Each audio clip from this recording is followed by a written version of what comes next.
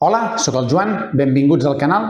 En aquest vídeo anem a comentar l'examen de matemàtiques aplicat a Ciències Socials de l'any 2024, del juny, de l'ESPAU, l'accés a la Universitat de Catalunya. Anem a veure el primer exercici. Ens diu, dues companyies de taxi, A i B, ofereixen tarifes diferents. La companyia A ofereix un cost fix de 20 euros més 0,4 euros per quilòmetre recorregut, mentre que el preu de la companyia B segueix la funció g de x és igual a 0,01x quadrat més 0,1x més 10, en què x representa el nombre de quilòmetres recorreguts. És a dir, la A ens cobren 20 euros més això per quilòmetre, és a dir, si fem un quilòmetre ens cobren 20 més 0,4, si fem 2 quilòmetres, 20 més 0,8, si fem x quilòmetres, 20 més 0,4 per x quilòmetres. Diu, quina de les dues companyies ofereix la tarifa més econòmica si fem un recorregut de 10 quilòmetres i si en fem un de 80? Calculeu la diferència de preu en cada cas. I després ens diu si hi ha algun cost fix en la tarifa de la companyia B només pel sol fet de pujar al taxi. Aquí, si comencem pel final, si hi ha un cost fix a la companyia B només pel sol fet de pujar al taxi, representa que, clar, la companyia B que segueix aquesta funció, només per pujar vol dir que fem 0 quilòmetres. Per tant, si nosaltres substituïm la x per 0, això ens donaria 0, això ens donaria 0 i ens quedaria 10. Per tant, només pel sol fet de pujar hi ha un cost fix de 10 euros. Després, la tarifa més econòmica, si fem un recorregut de 10 quilòmetres o 80 quilòmetres, simplement anem a comparar amb les solucions. Simplement el que fem és substituir la x per 10 o per 80. Aquí ens diuen la b, que ja és la funció que ens donaven, i aquesta és la funció a, que és el que dèiem. És a dir, tenim el cost fix de 20 més 0,4x en funció dels quilòmetres. Per tant, si fem 10 quilòmetres, el que fem és substituir la x per 10. 0,4 per 10 més 20 ens dona 24. I si ho substituïm a la companyia B, ens dona 12. Per tant, hi ha una diferència, diguéssim, de 12 euros. Si fem 80 quilòmetres, el que fem és substituir la x per 80. És a dir, 0,4 per 80 més 20. I el mateix, substituïm a la funció g de x, que és la b, substituïm la x per 80, ho calculem i ens donaria 52 i 82. Aquí veiem que és més car la A i aquí és més car la B en 30 euros. I després el que ja havíem dit, és a dir, si substituïm la x per 0 en aquesta, ens dona un cost fix, diguéssim, de 10 euros. Després, ens demana, a l'apartat B, ens diu, determineu per a quin nombre de quilòmetres recorreguts les dues tarifes coincideixen. I després, si considerem només els trajectes inferiors a aquesta quantitat, per a quin nombre de quilòmetres la diferència de preu entre una i l'altra tarifa és màxima. I quina és aquesta diferència màxima. La primera part, és a dir, per determinar per quin nombre de quilòmetres les dues tarifes coincideixen, el que hem de fer és simplement igualar una funció amb l'altra. És a dir, si una funció és 20 més 0,4x, l'hem d'igualar a l'altra. És a dir, l'altra funció era aquesta d'aquí, és a dir, 0,01x al quadrat més 0,1x més 10. I simplement el que fem és passar-ho tot a un cantó i resoldre aquesta equació de segon grau. Aquí, si ens fixem en les solucions, ho han fet ja aquí, s'han saltat uns passos, ho han passat tot al mateix cantó i a més han multiplicat aquesta equació, diguéssim, per 100 per treure els decimals. Però, no és necessari, ens donarà el mateix. Jo, si no hagués vist les solucions, jo no ho faria. En aquest cas, per exemple, si passem això a l'altre cantó, ens quedaria 0,01x al quadrat més, no, ens quedarà negatiu, és a dir, tenim 0,1x, si passem aquest a l'altre cantó, menys 0,4, ens donaria menys 0,3, el que fem és ajuntar aquests dos, i el 10, si li passem el 20 restant a l'altre cantó, 10 menys 20 ens donaria menys 10, que seria, diguéssim, la C al terme independent. Aquí, si ens hi fixem, ens queda el mateix que els hi queda amb ells, l'únic que és el que dic, és a dir, tot multiplicat per 100. Però, bueno, això seria la A, aquest seria la B i aquest seria la C. Apliquem la fórmula de l'equació de segon grau i ens dona dues solucions. Ens dona 50 i menys 20, en aquest cas el que diu aquí, és a dir, descartem la solució de menys 20, perquè menys 20 quilòmetres no és una solució, diguéssim, real dins del context d'aquest problema. Per tant, l'únic que ens serviria seria 50. Què vol dir? Que si fem 50 quilòmetres ens costaria el mateix una tarifa o l'altra. I aleshores diu, per distàncies entre 0 i 50, el que hem de veure és quina és inferior. Això ho sabem d'abans perquè nosaltres a l'apartat A ens hem fet calcular què passaria amb 10 i amb 80 i hem vist que amb 10 era més barata, diguéssim, la G, la funció G, que és la B, i després amb 80 era més cara. Per tant, deduïm que de 0 a 50, que 50 és on coincideixen, és més barata la B. Per tant, el que farem és, com que ens fan buscar quina és la diferència, el que ens feien buscar, a veure, anem a llegir l'enunciat, el que ens feien buscar és, si considerem només els trajectes inferiors a aquesta quantitat, és a dir, inferiors a 50 en aquest cas, per a quin nombre de quilòmetres la diferència de preu entre una tarifa i l'altra és màxima. La diferència de tarifa de preu representa que seria una menys l'altra, és a dir, aquesta és la més cara i li restem aquesta. És a dir, hauríem de passar aquesta restant a l'altre cantó. Si ho fem tal com ho fan ells, és a dir, posem la tarifa A menys la tarifa B. Cuidado que aquest menys ens canvia el signe de tot el que hi ha després.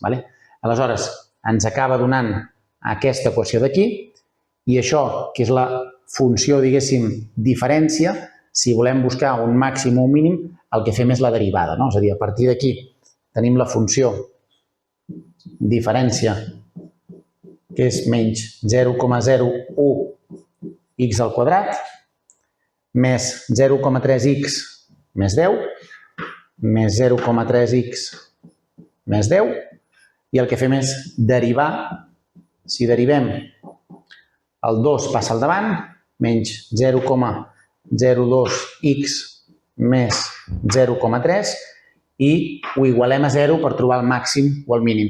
Si veiem que és una equació de segon grau, com aquest cas, també podríem optar per buscar el vèrtex. És a dir, si busquem el vèrtex fent menys b partit per 2a, com que és una paràbola, també ens sortirà el mínim o el màxim. En aquest cas el màxim, perquè és una paràbola on la a és negativa, per tant la paràbola faria així.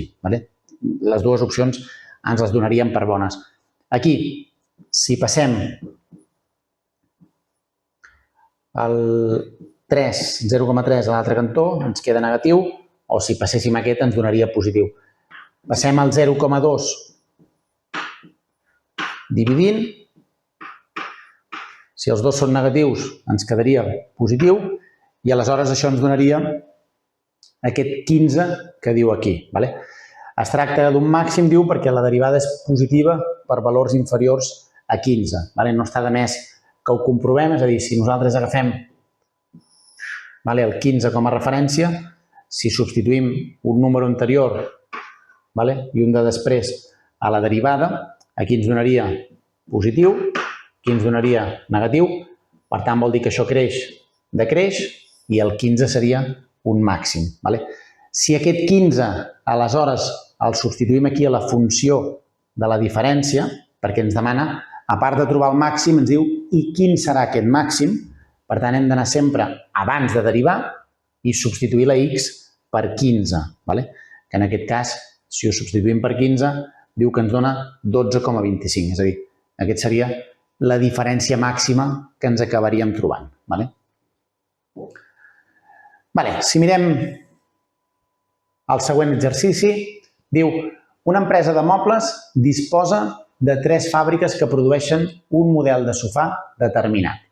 El mes passat es van fabricar un total de 1.260 unitats d'aquest model i sabem que la segona fàbrica va produir tants sofàs com les altres dues juntes. Diu, amb aquesta informació podem determinar quants sofàs va produir cadascuna de les fàbriques? Justifiqueu la resposta. A continuació, calculeu només amb aquesta informació quants sofàs va produir la segona fàbrica. És a dir, aquí ens donen una informació que en principi només ens dona 2 pistes, per tant, en principi se suposa que no ho podrem trobar tot. Diu que hi ha 3 fàbriques, per tant, aquestes 3 fàbriques podem anomenar A, B, C, X i Z, i el que sabem és que entre les 3 diu que van fer 1.260 unitats. I després ens diu, sabem també que la segona va produir tants com les altres dues juntes, és a dir, si fem primer, segon, tercer, la segona diu que va produir com les altres dues juntes.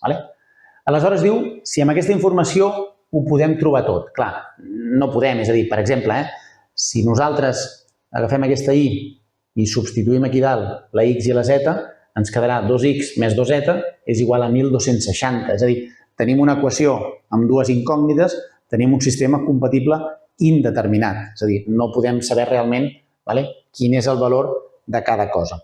El que passa que sí que hi ha una pregunta, aquesta, que ens diu calculeu quants va produir la segona fàbrica. Clar, representa que nosaltres, si passem això, la X i la Z a l'altre cantó, aquesta equació la podríem arreglar, és a dir, menys X més Y menys Z és igual a 0, és a dir, la X i la Z ho passem allà, i tenim aquesta altra equació, X més Y més Z és igual a 1.260, que si fem reducció o fem Gauss, digueu com vulgueu, representa que, clar, la X i la Z marxen, per tant, com que la X i la Z marxen, ens queda 2Y és igual a 1.260, que si passem el 2 dividint, això ens permet trobar 630, ens permet trobar les unitats de la segona, però no de la primera i de la tercera. Aquí anem a mirar com ho fan. Posen la primera equació, X més Y més Z és igual a 1.260.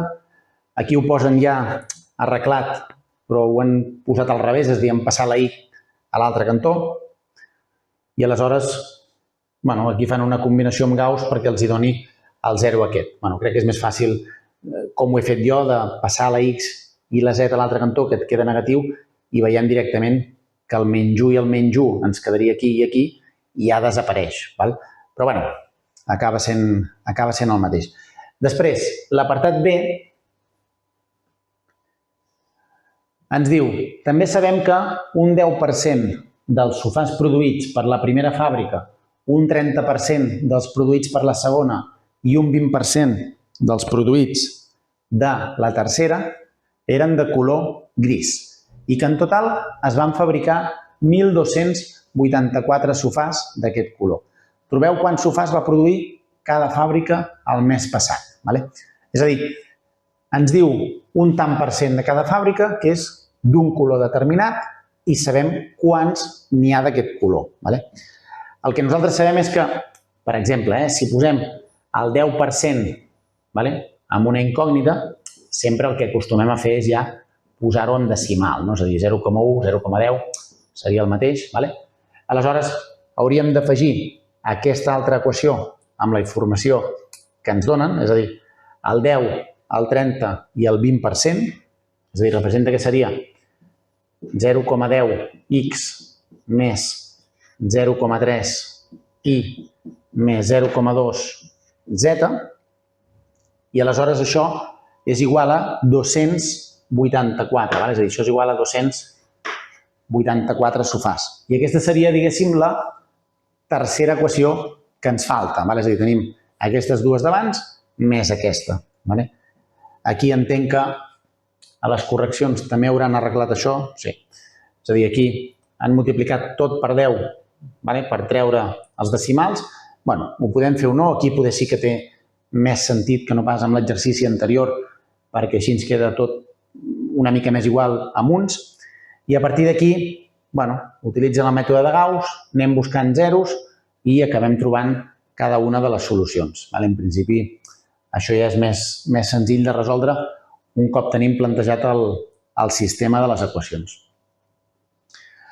El següent exercici ens diu: una pagesa contracta un conductor perquè porti un tractor fins a un poble que es troba a 300 quilòmetres de distància. Sabem que el gasoil que fa servir el tractor costa 1,96 euros per litre i que el conductor cobra 14,70 euros l'hora. Suposem que el conductor farà tot el trajecte a una velocitat constant i que el consum de gasoil en litres per hora, en funció de la velocitat x, en quilòmetres per hora, és donat per la funció g és igual a 5 més x quadrat entre 98. Diu, calculeu el temps que el conductor trigarà a fer el viatge i el cost total del viatge si el tractor fa tot el recorregut a 40 km/h. És a dir, aquí ens estan dient que sempre va a 40 i després diu, comproveu que la funció que dona el cost en funció de la velocitat del tractor es pot expressar com a aquesta funció que ens donen. Clar, aquí representa que, d'entrada, tenim una dada que és que s'han de fer 300 quilòmetres. Si els fem a 40 km/h, que és la velocitat que ens diuen que és constant en aquest exercici, si nosaltres dividim els quilòmetres entre els quilòmetres que fa cada hora, sabrem quantes hores trigarà a fer aquest recorregut. Això ens servirà per saber quan cobra el conductor, és a dir, haurem de multiplicar el que cobra una hora per les hores que ens surten i després també ens sortirà pel consum del gasoil, perquè, clar, aquí diu que aquesta funció ens dona en litres per hora. Aleshores, anem a calcular primer. És a dir, si nosaltres agafem els 300 quilòmetres i ho repartim entre 40 km/h, això ens dona, dividit entre 40, ens dona 7,5. Per tant, aquests 7,5 hores, això ho hem de tenir en compte pel preu, pel 14,70 euros que ens cobra el conductor i després també multiplicat per les hores que està en marxa, diguéssim, el tractor. El que faríem és substituir també aquesta funció per 40 i això ens sortiria els litres que gasta en una hora. Si ho multipliquem després per 7,5, és a dir, si nosaltres fem 5 més 40 al quadrat entre 98 i això multiplicat per 7,5 hores més aquest 7,5 multiplicat per 14,70, això diguéssim que seria el gasto total que hi hauria. Anem a veure com ho hem fet a la correcció. A veure, l'exercici 3 diu si el tractor fa el recorregut a 40 km/h, obtenim que el temps que trigarà a fer tot el trajecte és de 300 entre 40, 7 hores i mitja. Per tant, el cost total del trajecte, sumant les despeses de gasoil i el salari, serà el següent. És a dir, agafem la funció, substituïm la x per la velocitat, calcularíem això i ho multipliquem per les hores, perquè això representa que és el gasto de gasoil que hi ha, és a dir, els litres, multiplicat per les hores i, a més, cuidado, que m'hauria descuidat, multiplicat pel preu del litre. És a dir, això d'aquí ho hem de multiplicar pel preu del litre que ens deia. És a dir, aquí ens deia que això tenia un preu de 1,96, és a dir, 1,96 euros per litre. Per tant, com que aquesta funció ens dona els litres que gasta en una hora, aquests litres els multipliquem per les hores i els litres totals els multipliquem pel preu que ens costa cada litre. Si calculem això, ens dona un cost total de 423,75. I aleshores diu, ara anem a buscar la funció que ens dona el cost en funció de la velocitat. És a dir, ara ens deia l'anunciat que comprovéssim que si no anem a 40, sinó que anem a X quilòmetres per hora, 10, 15, 20, 25, que ens dona la funció que ens donaven ells. Si ens hi fixem, el que hem de fer simplement és substituir això. És a dir, aquí, en comptes de 40, posem X, que és la velocitat, no la sabem. Aquí el 7,5, d'on l'hem tret el 7,5? Dels 300 quilòmetres dividit per la velocitat. En aquest cas, la velocitat és X, perquè no ho sabem, i ho multipliquem també per 1,96, que és el preu del litre. Aquí tornem a tenir les 7 hores i mitja, que és els 300 quilòmetres entre X, multiplicat pel preu que ens cobra el conductor. Per tant, si nosaltres acabem solucionant això, ens acabarà donant, en principi, l'expressió que ens diuen ells. Després, l'apartat B, què ens deia? L'apartat B ens diu, calculeu quina és la velocitat que fa que el cost total del viatge sigui mínim. Quin és aquest cost? Aquí, en aquest cas, representa que tenim aquesta funció d'aquí i hauríem de fer la derivada. És a dir, aquesta és la funció del cost, que seria 7.350 entre X més 6X.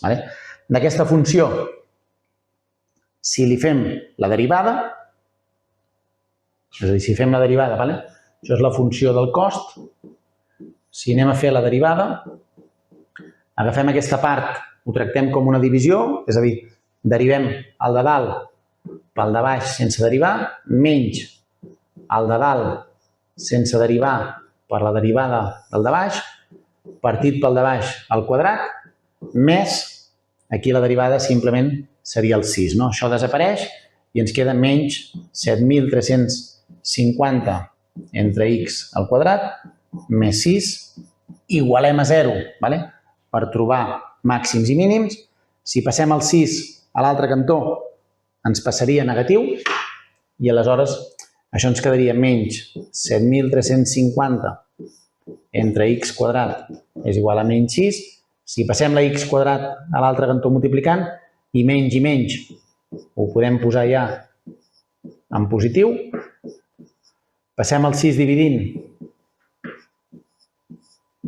i aleshores fem l'arrel i ens donaria la X. És a dir, anem a fer la divisió, 7.350 entre 6 ens dona 1.225 i si fem l'arrel ens dona 35. Cuidado que quan fem l'arrel ens dona positiu i negatiu.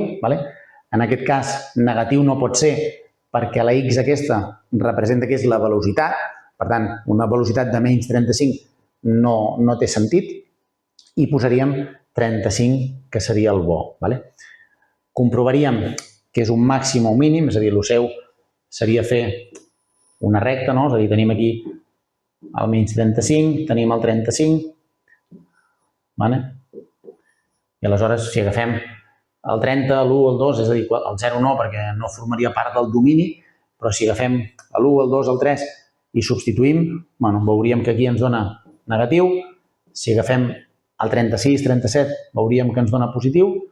Per tant, aquí decreix i aquí creix i deduiríem que 35 és un mínim.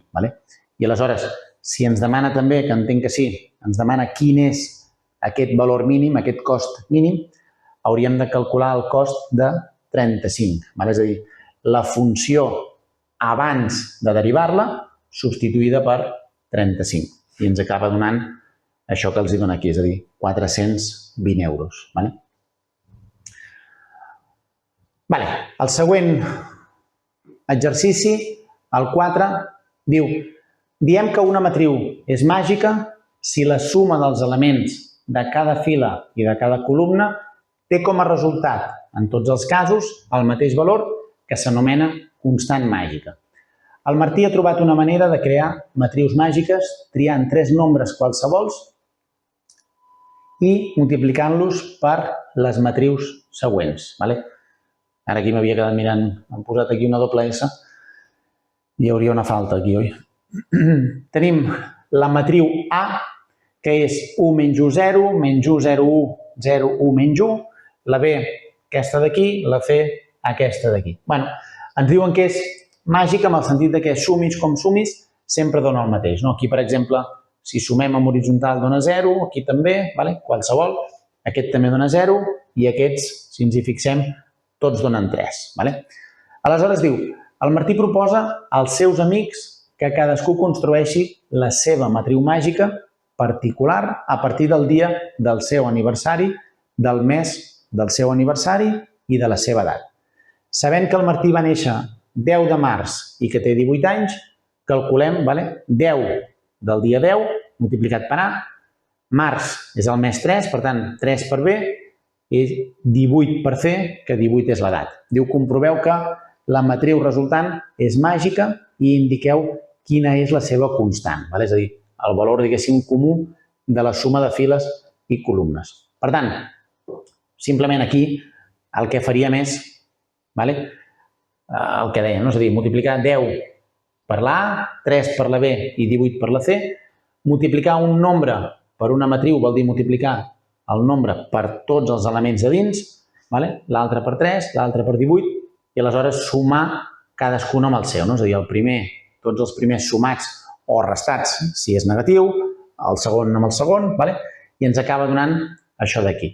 I aleshores, com que diu que comprovem que la matriu aquesta és màgica en el sentit que sempre dona el mateix, anem a sumar totes les files, no en fem només una, és a dir, apuntem-les totes si és un examen, i aleshores 10 més 41 més 3, 11 més 18 més 25, 33 menys 5 més 26 i en vertical el mateix. Les apuntem totes, veiem que sempre, en aquest cas, ens dona 54, per tant, aquesta seria la constant d'aquest enunciat. El B diu, el Martí ha calculat la matriu màgica del seu pare que fa l'aniversari el 8 de setembre i ha obtingut que la seva constant màgica és 153. Quina edat té el pare del Martí? Aquí representa que no sabem l'edat, és a dir, nosaltres sabem que multipliquem per 8 la matriu A, sabem que multipliquem per 9, perquè el setembre és el mes 9, la B, però no sabem el número que hem de multiplicar la C. Per tant, ho multiplicarem per X i aleshores farem que ens doni 153. És a dir, anem a veure com ho fan. És a dir, multipliquem per 8, que és el dia, la matriu A, per 9, que és el mes de setembre, la B, i per X, que no sabem, la C. Aquest 8 multiplica tots els termes, aquest 9 multiplica tots els termes i aquesta X multiplica tots els termes. Si hi ha un 0, X per 0 queda 0, i si hi ha un número, doncs X per 3, 3X, per exemple. Aleshores, sumem tots els números que tenen la mateixa posició i ens acaba donant tot això d'aquí.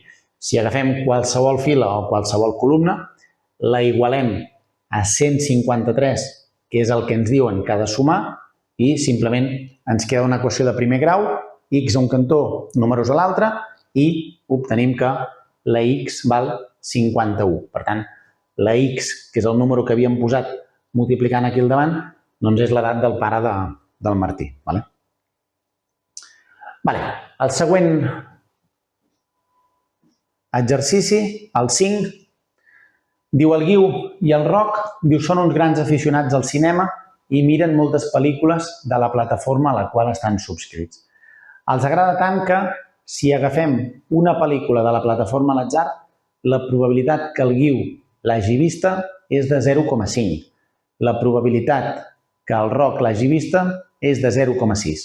I la probabilitat que l'hagin vista tots dos és de 0,25. Si triem una pel·lícula a l'atzar, calculeu la probabilitat que almenys un dels dos l'hagi vista. Calculeu també la probabilitat que l'hagi vist el Roc, però no el Guiu. Aquí representa que hi ha unes fórmules que, si ho sabem, potser és més ràpid segur. Si és més fàcil, no ho sé, perquè a vegades no acabem de saber què fem amb les fórmules. Anem a veure com ho fan i, si no, intentarem fer-ho d'una altra manera també, només perquè tingueu una altra opció. És a dir, aquí ens diu que considerem els esdeveniments A1, el Guiu ha vist la pel·lícula, A2, el Roc ha vist la pel·lícula, i aleshores la probabilitat que el primer l'hagi vist 0,5, que l'hagi vist el segon 0,6 i que l'hagin vist tots dos, és a dir, la intersecció, 0,25.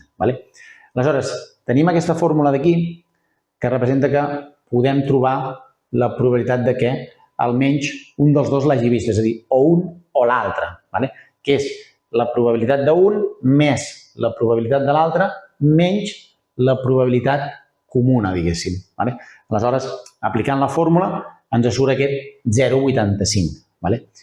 I ara ens demanen la probabilitat de, també, calculeu també la probabilitat que l'hagi vist el Roc, però no el Guiu. És a dir, que un sí, però l'altre no, és a dir, el contrari. I aleshores tenim aquesta altra fórmula i ens surt 0,35. Si ho dominem és ràpid. Si no, anem a veure una altra manera de fer-ho. És a dir, representa que el Guiu l'hagi vist, teníem una probabilitat del 0,5. És a dir, que el Guiu l'hagi vist, tenim la probabilitat de 0,5. Que no l'hagi vist, que seria el contrari, seria també 0,5, perquè és el que falta fins a arribar a 1, que és el total. Que el Roc l'hagi vist, tenim 0,6, ens deia. Per tant, que no l'hagi vist és el contrari, que és el que falta per arribar a 1, en aquest cas 0,4. I ens deia també que la comuna, que un i l'altre, és a dir, que l'hagi vist un i l'altre també, és 0,25. Llavors, si fem una taula, és a dir, tenim, per exemple, aquí el Guiu que sí i que no, i aquí tenim el Roc que sí i que no. I aleshores, si completem això amb els totals, aquí representa que hi hauria el total que és 1, que el Roc l'hagi vist és 0,6, és a dir, això seria el total del Roc, això seria el total de que el Roc no l'hagi vist, que seria 0,4, i aleshores cada fila i cada columna sempre ens ha de sumar el que diu. En aquest cas, que el Guiu l'hagi vist, que seria aquí el total 0,5, i que no l'hagi vist també 0,5. Si no sapiguéssim res més, evidentment aquesta taula no la podem fer, però com que ens donen alguna cosa comú, és a dir, en aquest cas, que tots dos l'hagin vist és 0,25, que tots dos l'hagin vist seria aquesta casella, és a dir, aquesta casella d'aquí és on ens concorda el Guiu i el Roc. Per tant, aquí posem un 0,25. Això ens permet ja trobar l'altre. És a dir, que l'hagi vist el Roc, però aquest no, seria la resta. És a dir, 0,6 menys 0,25, doncs seria 0,35. Aquest d'aquí, si sumem això, aquí ens donaria 0,25. Per tant, aquesta casella d'aquí seria que el Guiu l'hagi vist, però el Roc no l'hagi vist. I que no l'hagi vist cap dels dos representa que seria un 0,15. Aleshores, aquí tindríem diverses opcions. És a dir, que l'hagi vist un o l'altre representa que seria, el Guiu l'ha vist, el Roc l'ha vist, i traiem la comuna. Aquí es veu més bé en el sentit que veiem que el 0,25 està repetint. És a dir, l'agafem cap aquí, que és el 0,6 del Roc, i l'agafem cap aquí, que és el 0,5 del Guiu. Per tant, si sumem aquests dos, que és el que m'interessa, li hem de restar això un cop perquè ho hem agafat dues vegades, en horitzontal i en vertical. Una altra opció és dir, aquest 0,15, què és aquest 0,15? Que no l'ha vist ni un ni l'altre. Per tant, si 1 és el total, si li trec el 0,15, em dona el 0,85, que és el que m'estan demanant. És a dir, que l'hagi vist un o l'altre. I si no, el que diem és que és la fórmula que teníem, però així visualment crec que com a mínim, si algú no ho entén, s'entén una miqueta més. És a dir, agafem el 0,6, el 0,5 i li restem el 0,25 i ens acaba donant aquest 0,85. Després, hi ha una altra pregunta que ens deia que diu, si triem una pel·lícula a l'atzar, calculeu la probabilitat que el Guiu l'hagi vista si sabem que almenys un dels dos l'ha vista. Aquí representa que ens demana una probabilitat condicionada que el Guiu l'hagi vist si sabem que almenys un dels dos l'ha vist. Clar, si sabem que un dels dos l'ha vist, a sota no hi ha el 100%, diguéssim, de tot el que estem observant, sinó que només hi ha el 0,85, perquè el 0,15 representa que seria això de que no l'ha vist ningú. Per tant, nosaltres sabem que algú l'ha vist. Per tant, si sabem que algú l'ha vist, a sota ja aniria al 0,85. I aleshores ens diu que el Guiu l'hagi vist si sabem que un dels dos l'ha vist. Doncs que el Guiu l'hagi vist és un 0,5. Per tant, 0,5 entra, diguéssim, el total, en aquest cas, plantejat dins del problema, que serien aquest 0,85. Fem la divisió i ens dona 0,5882. Aquí els decimals sempre també és la pregunta de sempre. Si en posem 4, doncs segurament millor, perquè la probabilitat normalment l'acabem donant amb tant per 1, no? Si nosaltres moguéssim la coma 2 llocs, la donaríem amb tant per cent. Per tant, si només posem 2 decimals, què passa? Que al passar-ho tant per cent ens quedem una mica orfes de decimal, no? Per tant, si en posem 4, segur que sempre és més correcte.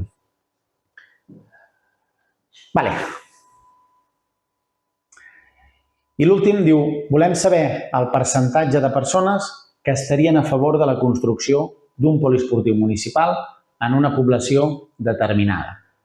Prenem una mostra aleatòria de 350 persones, 218 de les quals es manifesten a favor de la proposta i la resta en contra. Doneu l'estimació puntual de la proporció i del percentatge de persones que estan a favor de la construcció del poliesportiu. Aquesta pregunta, realment aquesta primera, no era difícil, no? És a dir, la proporció dels que estan a favor, doncs simplement si nosaltres tenim 218 que estan a favor de 350 seria fer la divisió. Això seria l'estimació i el percentatge seria el que dèiem abans, és a dir, multiplicar per 100 movent simplement la coma a 2 llocs. Si nosaltres tenim una mostra de 350, l'estimació serà els que estan a favor partit per la mostra total. Agafem els 4 decimals que dèiem i si movem la coma, és a dir, multipliquem per 100, ho passem de tant per 1 a tant per 100. I després l'altre, no és que sigui més difícil, però clar, s'ha de saber la fórmula, que de fet també veig que ens la donaven l'enunciat. Diu, escriviu un interval de confiança del 95% per al percentatge de persones que estan a favor.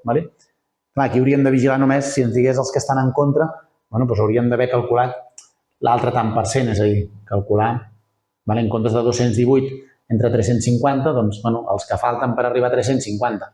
Però, en aquest cas, és el que ens diuen. Diu, segueix una distribució normal 0,1 amb un interval de confiança del 95%. Per tant, sabem que aquests valors és menys 1,96 i 1,96.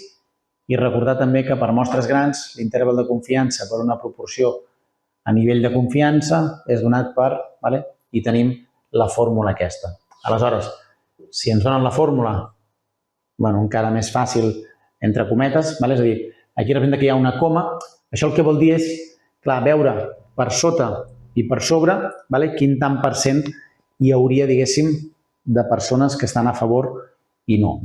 Aleshores, tenim la probabilitat, que és aquest 0,6229 que ens ha donat abans, tenim la Z, que és l'1,96, que l'1,96 ens ve determinat, diguéssim, per això d'aquí, és a dir, això ens ho han de donar també.